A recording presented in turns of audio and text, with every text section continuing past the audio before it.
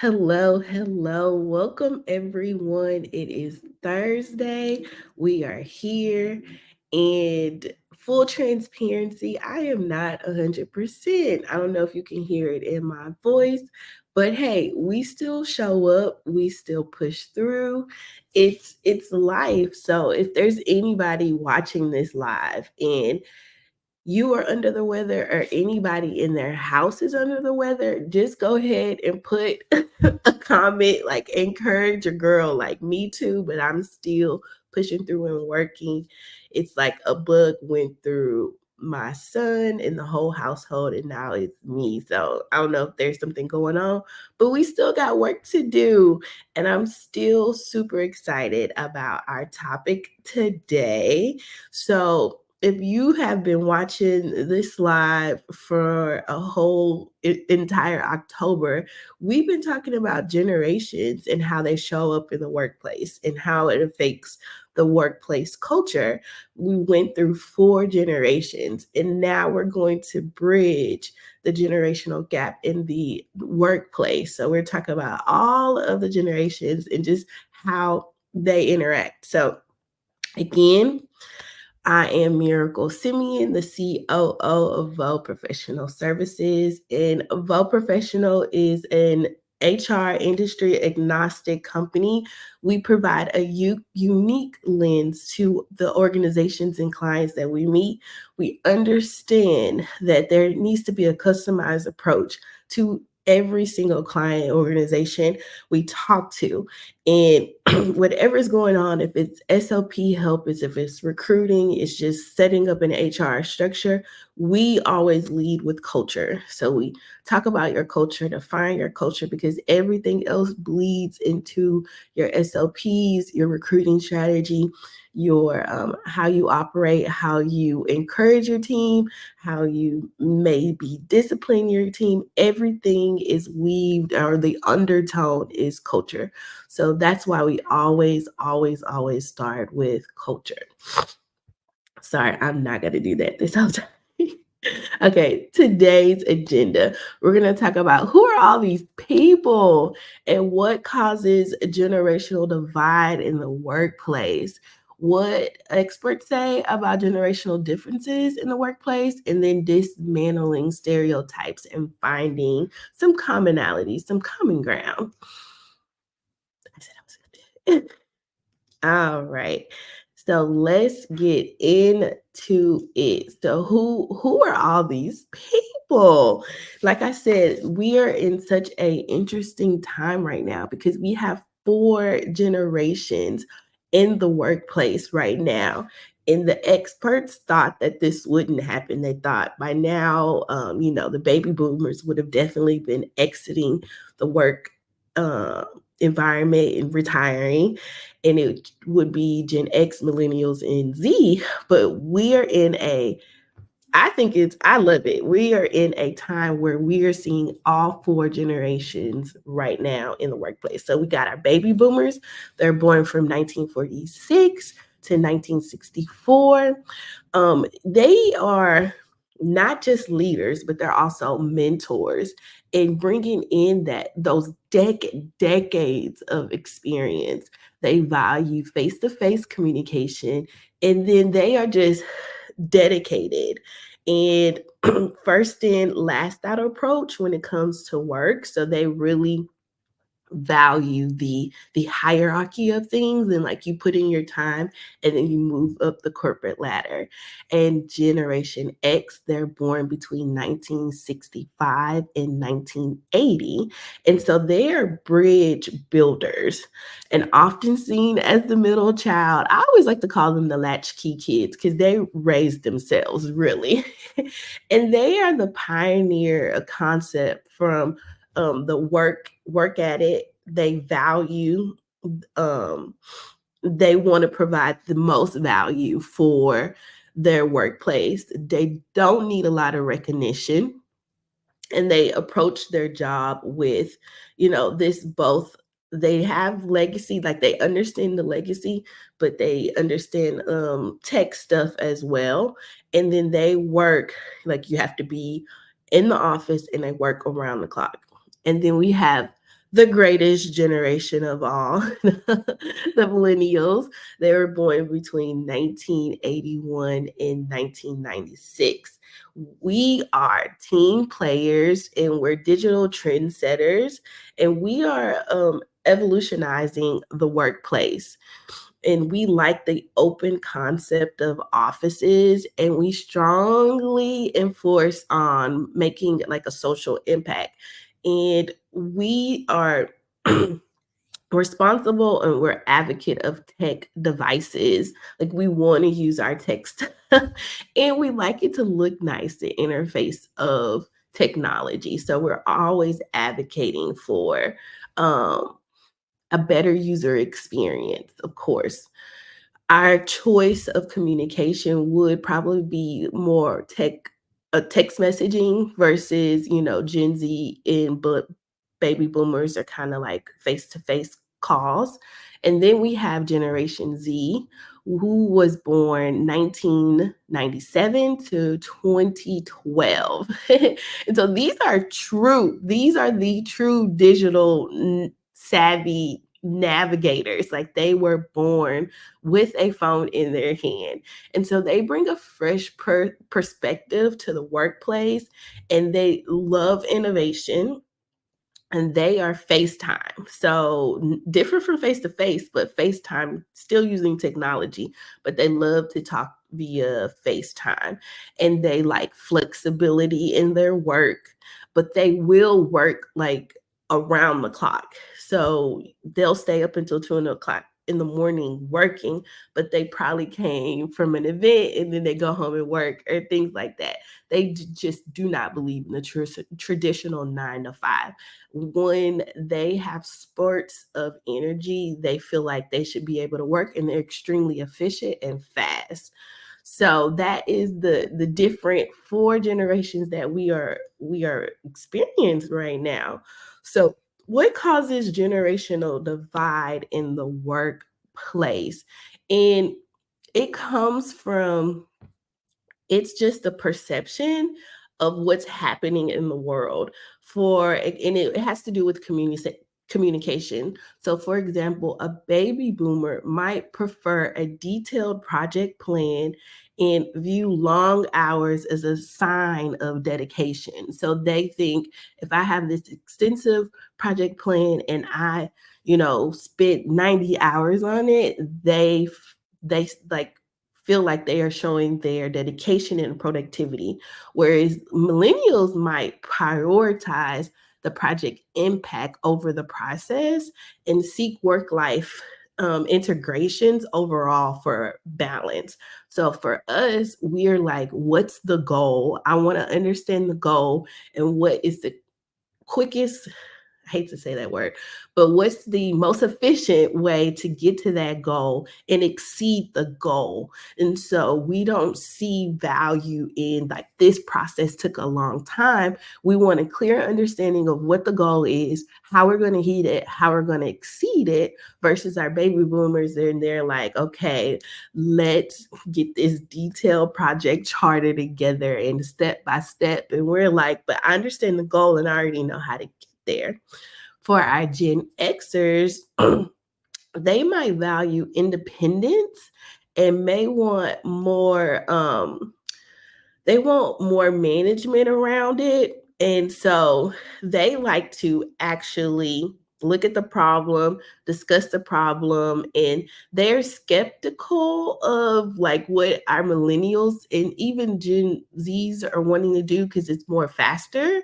So they want to take their time and really prioritize what should be who's the expert to be best equipped to get to the end goal. So they're kind of like their parents, but they want to, let's think about it. Let's research before we actually start and execute this project. And then we have the Gen Z workers who might seek fastness and they want immediate feedback, and then they often choose digital channels to communicate. And so they're, of course, they come from the millennial line. And so they do want it faster, but what's different is they want immediate feedback once they do one of the steps.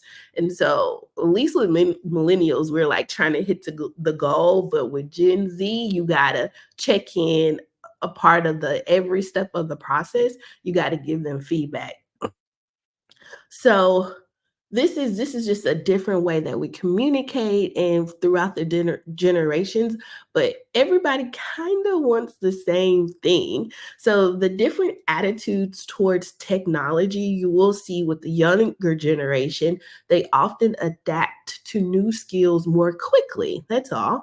And then so you see some of the older generations, they might get frustrated because they're feel like they're less tech savvy, and so you see that resistance to change. And with the younger generations, as in the millennials and the Gen Z, we're so used to like an update. We're so used to like, okay, we're not using that anymore. We're using a different set of technology. So that is just not a shock to us.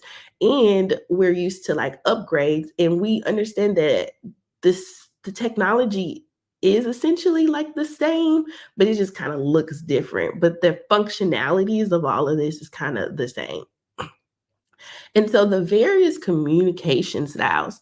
So we see the older generations might, feel they value more formal reports and scheduled meetings, where the younger generation might lean towards quick, informal chats and these agile updates. And so, like I said, the Gen Z people, we want to check in at every step of the way.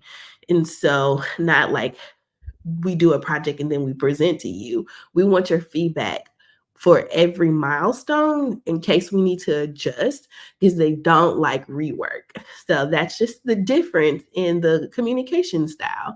And then when it comes to leadership and organizational structure, with some, we just expect a clear hierarchy, the older generation, a clear hierarchy of, this is the CEO, this is the supervisor, this is the manager. Like they definitely understand and they respect the hierarchy and the titles. When you see with the younger generation, they're just like, let's collaborate. It's a flat organization. Like, yes, you are above me, but I want you to respect me. You have ideas, I have ideas, and I want you to take that into consideration. Not that, you got to do it how I want to do it. Oh, my generation, my generation does not like when management's like, you got to do it this way. As long as we understand the goal and like we're in compliance, let me do it how I want to do it. So these misunderstandings can speak to the division within the four generations, but again, these are just misunderstandings. If we all just understand how the different generations work, then got it. It's just a different process. All right. So next we have what experts say about generational differences at work. So leaders in organizations and human resources, all of this highlights the importance of embracing these differences. They they're only strategies. That's the only thing. Different people have different strategies because we have these large groups of people and label them baby boomers, millennials, generations. We think that like I can't work with them, but it's literally just different strategies for a common goal. So we just need to provide, let me make sure I'm on the right track. Okay. We providing diverse communication tools to cater to the different preferences of the generations. And so we can have traditional memos to collaborate. We can also have the Slack in your team.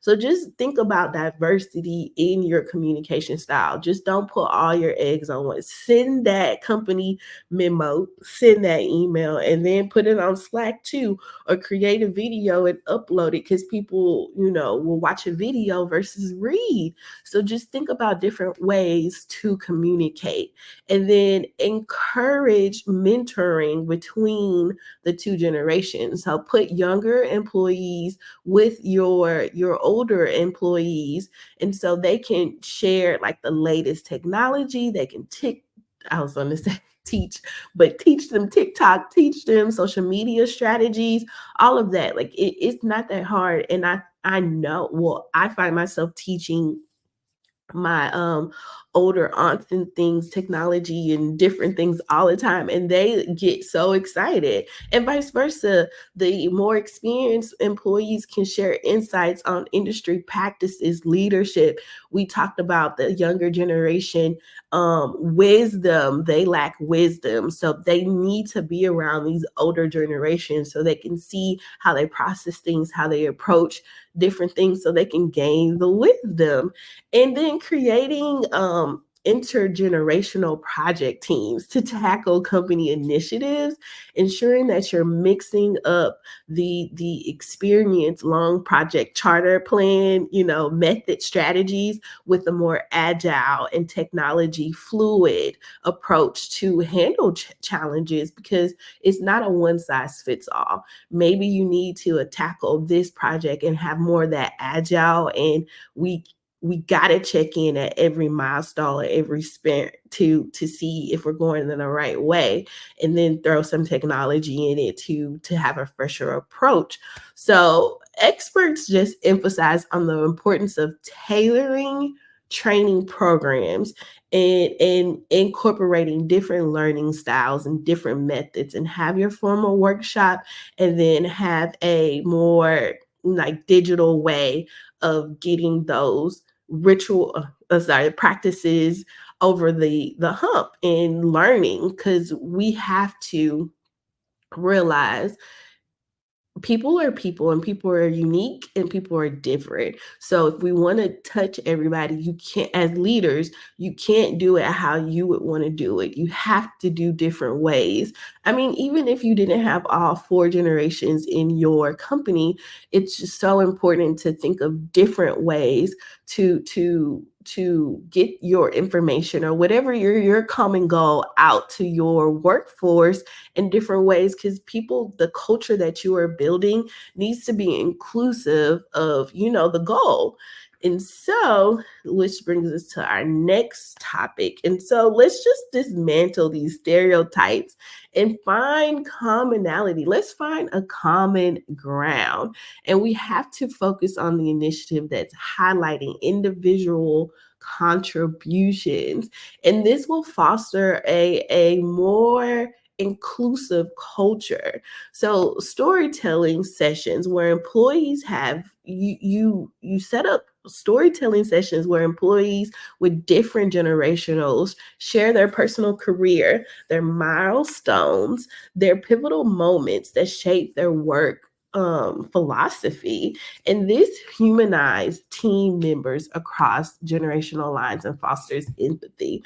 Let me tell you, the quickest way to bring about trust is showing your empathy and being vulnerable in different situations. So this storytelling session is exactly what it is. It's being vulnerable and telling people like, this is why I'm the way I am.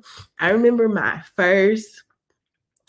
very first internship with a very, very big company. It was in a dark goal. So I was just young, just green.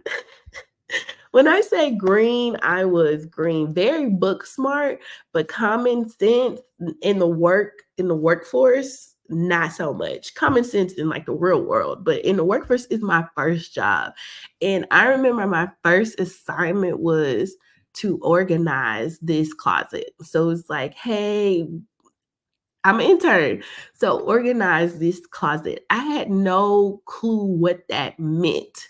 And so it was a whole bunch of boxes, and I read the label, and I saw like it was like swag, like a whole bunch of hats, a whole bunch of t-shirts, and they were all the same size. So one box was full of smalls, one box was full of mediums.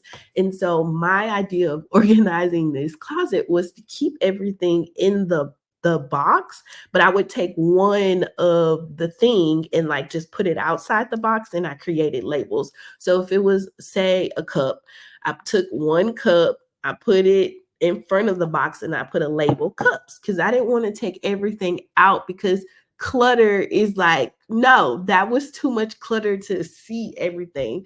Keep it in the boxes and keep that whatever was in the box out so you can know, okay, I do need this. Let me grab the box.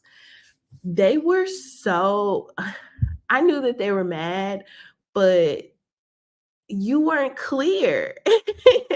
And so they were like, no, I wanted you to take everything out of the box and line them up, in the closet. And I was like, oh, okay. I just didn't know that. I just thought keeping because it was a lot of little things like pins and all of this. And I was just like, that's just gonna fall over. We didn't have the space to actually take the stuff out of the box. And I know that shapes me when in my corporate world. I mean, now I own my own business, but as I was going up, that story always stuck with me. So when it comes to details, even me, I try to be as detailed as possible and even show pictures and then tell them like you have creative freedom to do what you want. Here's the guidelines. Or if I do want to look a certain way, I provide pictures for them or references because I remember that little 18-year-old. Well, I wasn't 18. Was I in college? I can't remember. Well, that young miracle who was just like devastated because they didn't tell me what they wanted. And so I'm going off of my limited years of experience. And I thought that was the best way. Okay, I digress. Storytelling to just give some light on why you operate the way you operate will be very beneficial. And then you get to see the human side of people and you get to see. So cross generational success teams. So that just means mixing the age groups so they can solve real world company problems and allowing team members to experience firsthand the unique strength of each generations. So that means like just mixing it up, doing something different. You're going to always get the same results if you do the same thing, but mix people up and see what happens and be okay with what they come up with. Flexible work policies. Ooh. So this is just considering personal and professional needs across the generation. For instance, flexible hours to accommodate the family needs of the Gen Xers, and then the professional development opportunities for the growth oriented millennial mindset. So just being flexible with knowing what's important. So you have to know what's important to your people. Some people may be incentivized by going to a conference, and some may just like, I just want to be able to make my son's baseball team game. So celebrate all common goals and then make sure you have the organization's mission and culture in mind when you're creating this. All right, as we wrap up, I just want to just reiterate that we have to recognize the power of this intergenerational strength, the wisdom of the experience. Um, Older generation and the innovation of the youth can work together in workplace cultures in both dynamics and be resilient. And it's essential to have an environment where diversity is your greatest asset. We see our multiple generational workplace as sometimes like people are doing stereotypes and thinks it's a bad thing, but it truly is a good thing because you have a rich um vast of skills, perspectives, and ideas, and we can actively promote culture exchange within the team, encourage individuals from different generations to share their background, their experience, their insight, and thus building a foundation for mutual respect and understanding. It's all about respect and understanding people. The culture of initiatives that that is inclusive and designed to test the ends of time and engage generations. You can do that through mentorship programs, collaborative projects. That storytelling is always going to be good, social events. And let's just continue to build on. If you see some type of stereotype that's going on, let's just attack it firsthand and build these teams together, because your growing workforce is continuing to change. And so the culture that you encourage, the culture that you push, it's going to make a difference and make you stand out within different companies. So again, this generational divide, it's a lot of hoopla. I always say at the end of the day, if you treat people right, you understand what motivates them, and always with respect, we kind of just want the same things. At the end of the day, we want to feel valued, we want to have respect. We may communicate differently, that's fine. And we may want different things, that's okay. But as a CEO, as a leader, you have to know your individual people and know and let them know that they're valued.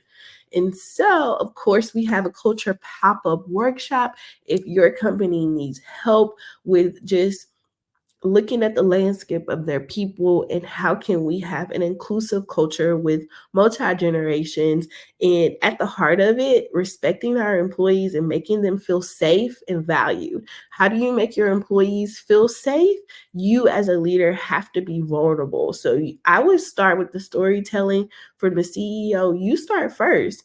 You give a story that and explains the way you tick the way you do. And I bet you would start to break down those barriers between you and your employees, because they'll start to trust you more. So again, thank you for bearing with me in my I am getting better. I'm not going to claim my sickness, but we are getting better, and I will see you next Thursday. Bye-bye.